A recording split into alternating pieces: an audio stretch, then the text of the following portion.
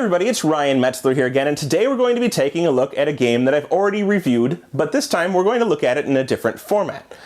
This is a game called Hanabi Deluxe, this one from Antoine Bauza and R&R Games. Now I believe this is the second version of Hanabi Deluxe to come out, both of which were tiled, but from different publishers, and I honestly can't remember who the other one was. I have no experience with it, but we're going to take a look at this one, which has some nice plastic, I guess, tiles in it with colorful printing on them, and doesn't really change the way the game plays, but changes the way maybe that you play the game a little bit in terms of how you hold or display the tiles or cards that you have in the game. So real quick, why don't we take a look at what comes inside of this box, talk about the components a little bit, we'll see how the game plays, and then we'll come back here at the end and get my opinions on Hanabi Deluxe. So here you can see the components for Hanabi Deluxe. Now I've done a video review of Hanabi before, so I don't want to go into too much detail. I'd rather talk a little bit about the components and then very briefly about the gameplay. So the components of these are really nice tiles. I don't think they're Bakelite, but they are a nice, like, plasticky, I don't know, they're nice. But they do scuff a little bit. I don't know if you can see on the video, but they've scuffed a little bit just at the few plays I've had with this set. So you have to be kind of careful about how you drag them across the table. Now, there are sets of the different 5 colors that you have in the base game, and each of these do have 3 1s, 2 2s, 2 3s, 2 4s, and a 5, and it also does come with the multicolor set from the base game as well, which I have never used because I'm not good enough at the game in order to justify using them. But if you do use these, there's 2 different ways you can play with them. You can either count them as basically their own individual color, so a 6th color in the game, or you can count them as all colors, which really confuses things because it throws a whole wrench into how you play the game, because now you have tiles that aren't particularly green, but will be called green whenever somebody asks about them. So I'm going to move these off to the side and talk a little bit about the game. Now, in addition to these tiles, we also have some little tokens here. So these are fuse tokens, which every time you make a mistake in the game, one of these will flip over, and when you flipped over 3, there's a nice explosion, and the game ends and you lose, and then you would tally up your score if you're playing that way, or if you're not playing that way, you would just be done. You also have some clock tokens, or timer tokens, or whatever they call these, clock tiles, I suppose is what they're calling them. These are your hint tokens, so every time you give a hint, you'll flip one of these over. And every time you discard a card, you will flip one of them back. And if you ever don't have any of these, you can't give any hints. And if you ever have all of them face up, you cannot discard any tiles. So, this is how you're going to give information out, and this is how you'll keep track of how many times you've given that information. They also came with these 2 little things. I don't know what these are. So if anybody has any idea what these are for, or if they have a purpose, please tell me in the comments, because I'm clueless. I think they just keep space in the box and just prevent tiles from sliding around. Now, the base idea of the game is that you are working as a team. Each player in the game is part of a team, trying to build a fireworks display. There are, as I said, 3 1s, 2 2s, 2 3s, 2 4s, and 1 5 in each color of tile here, each firework. You're going to be trying to build piles, or in this case, rows of tiles, starting with the 1, then the 2, then the 3, then the 4, and finally the 5 tile of each individual color, without placing any of the wrong tiles in the wrong order, or discarding the tiles that you need in order to complete the set. Each player at the start of the game, we're going to flip all these tiles face down, is going to draw some amount of tiles. So it depends on how many players you have, how many tiles you will draw, but each player will have a hand of tiles drawn from this pile of tiles. So let's just kind of try and flip them all over real quick. Each player will draw some tiles. Let's say that in this case, with the number of players we have, the number of tiles you will draw will be 4. And they are going to flip those tiles up in a way so that only they can't see them. So they're going to be the only player that cannot see their own tiles. So let's flip these up, and I will present them so that I can't see them myself, but you can. Of course, I'm still going to know what they are because I can see it on my video screen. So I have right here a 4, here is a 5, we have a 4 again, and a 2 in the red, green, white, and blue. So I don't know what these are. All of my opponents can see them, or all of my partners, I should say, can see them, but I don't know what they are myself. And each player, of course, is going to have their own set of tiles that they can't see, but everyone else can.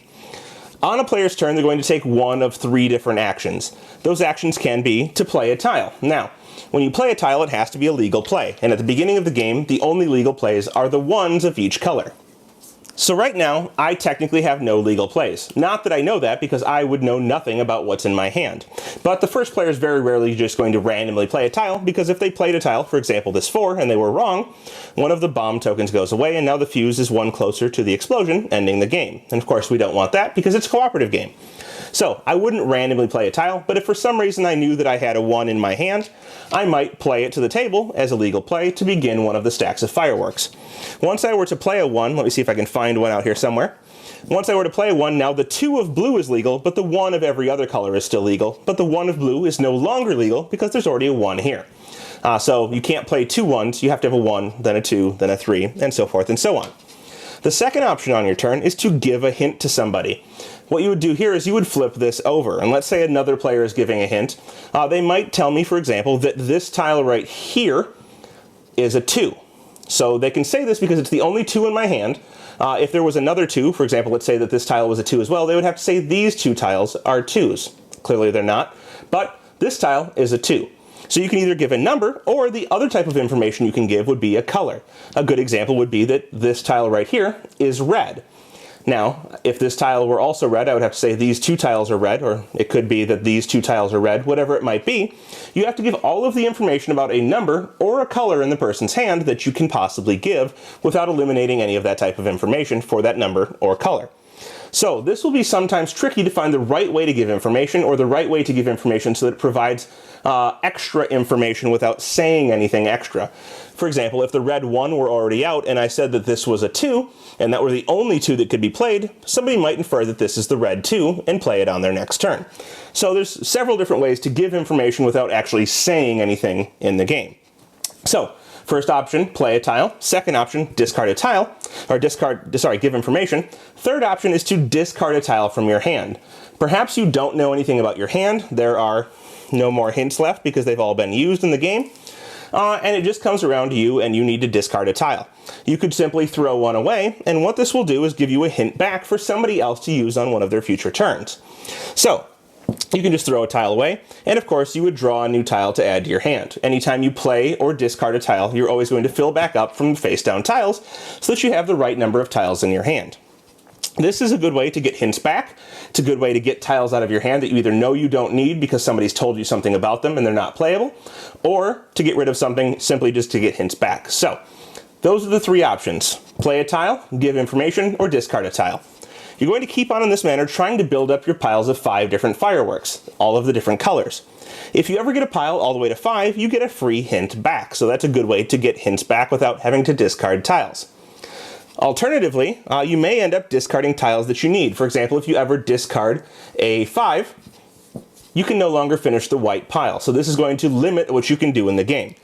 You're going to keep on playing in this manner until one of a couple things happens. Either you will play all 5 piles all the way from 1 to 5 and win the game with a score of 25, and you'll simply just end. Or you'll make enough mistakes that all 3 of the fuses are gone, and you blow up, and that will end the game immediately.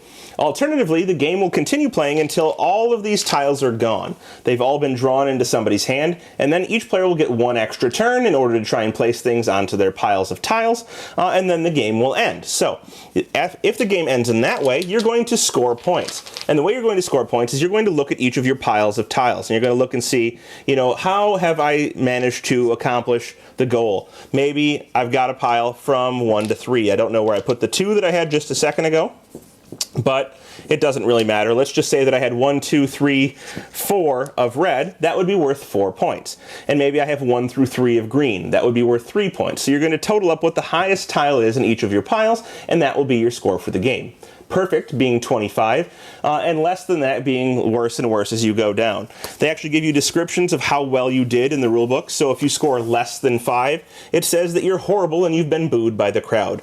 But if you get up to 25, you're legendary and everyone is left speechless, and the stars are in their eyes. So that's, great descriptions there. Now, if you get really good at this, which I have never managed to do, you can add in these tiles, as I said at the beginning, which give you another suit to work with, or a multicolored suit that gives you difficulties when you have to say that these 2 tiles are red, whereas only one of them is really red, the other one is multicolor.